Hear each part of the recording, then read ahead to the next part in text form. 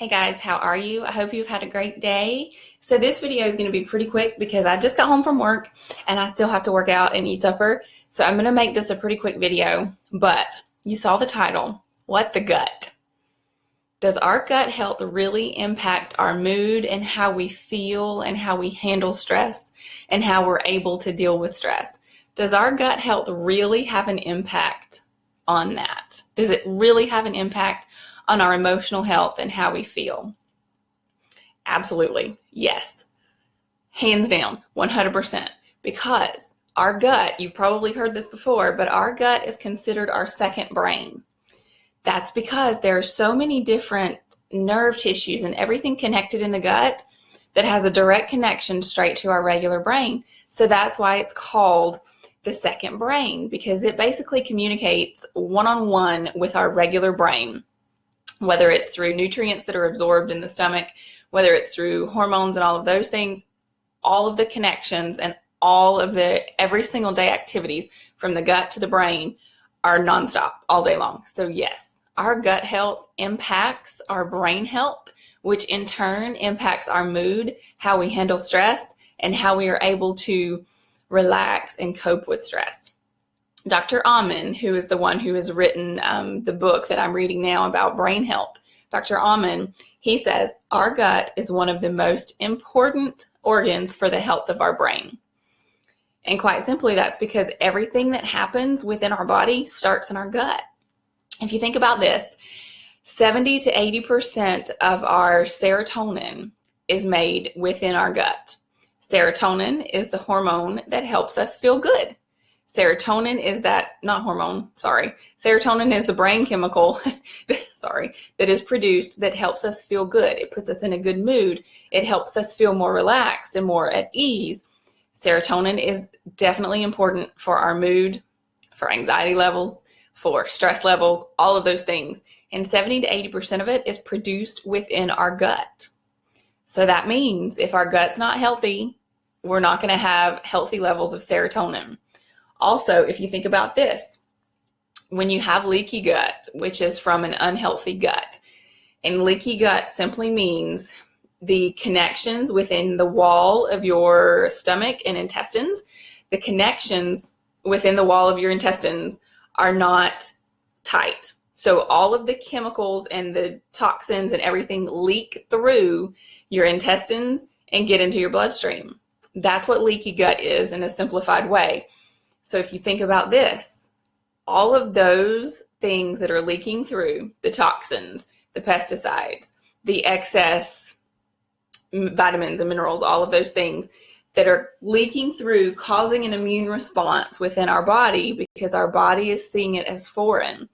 Because what we bring into our intestines is supposed to stay there. It's supposed to stay there, and our body is supposed to naturally absorb the nutrients and the vitamins and the minerals from the food that we eat. Those types of things are not supposed to leak through and get into our blood until they have been broken down into the exact form that our body needs to use. When you have leaky gut, those things leak through the gut before they're ready. So they get into the bloodstream, they cause an allergic reaction basically within the body. They cause an immune response because they're recognized as foreign. That gets to the bloodstream, that goes directly to the brain. It crosses through the blood-brain barrier and gets directly into the brain.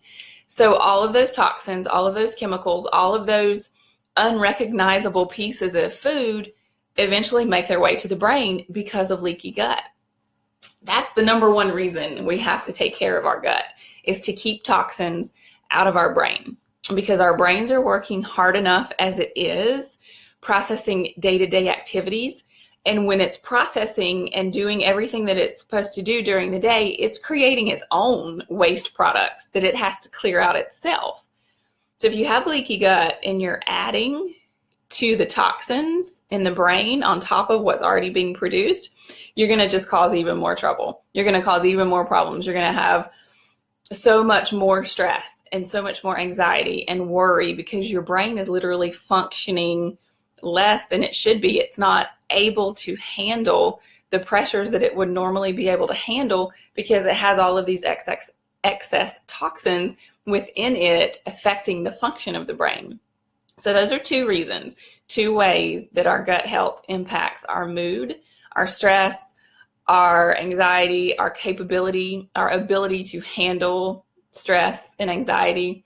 Two things. So the serotonin is produced in the gut. So if our gut's not functioning right, we're not producing the correct amounts of serotonin, which is the brain chemical that helps us feel good. If our gut is leaking, all of those toxins are going through, getting into our bloodstream, going straight to our brain, causing damage, actual damage within our brain. And I talked about this a second ago, but with an unhealthy gut and leaky gut, that's causing inflammation.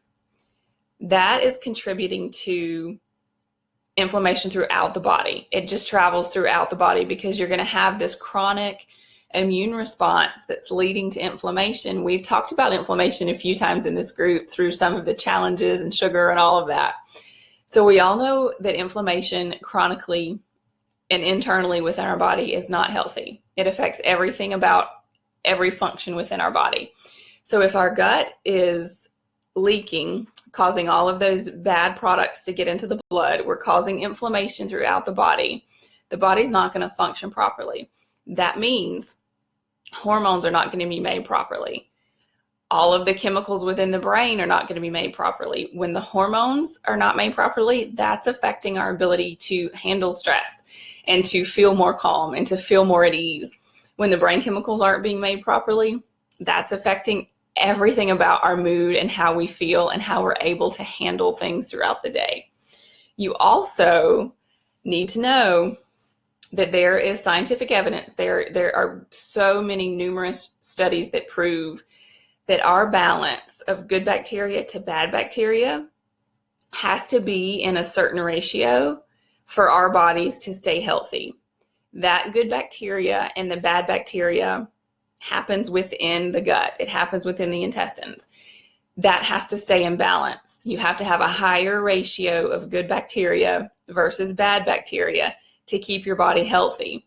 Studies after studies after studies are showing that those people that don't have a good balance of good bacteria to bad bacteria have more depression, have more stress, have more anxiety, are less able to handle daily stresses throughout their day. Those studies are proving that the bacteria in our gut microbiome, which is the natural good bacteria and the natural bad bacteria within our digestive system, the studies are showing that that balance impacts everything about our health, especially our mood and the rates of depression and all of those things. So you have to think about that. You have to think about the balance of good bacteria to bad bacteria. The foods that you're eating affect that balance. Chemicals affect that balance. Things like antibiotics affect that balance. Chronic stress decreases the amount of good bacteria in your digestive system. Lack of sleep decreases the good bacteria in your digestive system. So if you think about these things this way, everything is connected. It's like one big, huge circle and cycle. Everything is connected, but the connecting point, in my opinion, is the gut. Everything starts within the gut. Everything that's related to our mood and the way we're handling stress and the way we're able to deal with stress and the way we're able to stay calm, that's all starting within our gut. And the most important thing we can do is take care of our gut and learn how to heal and learn how to continually do things each and every day to keep our gut healthy.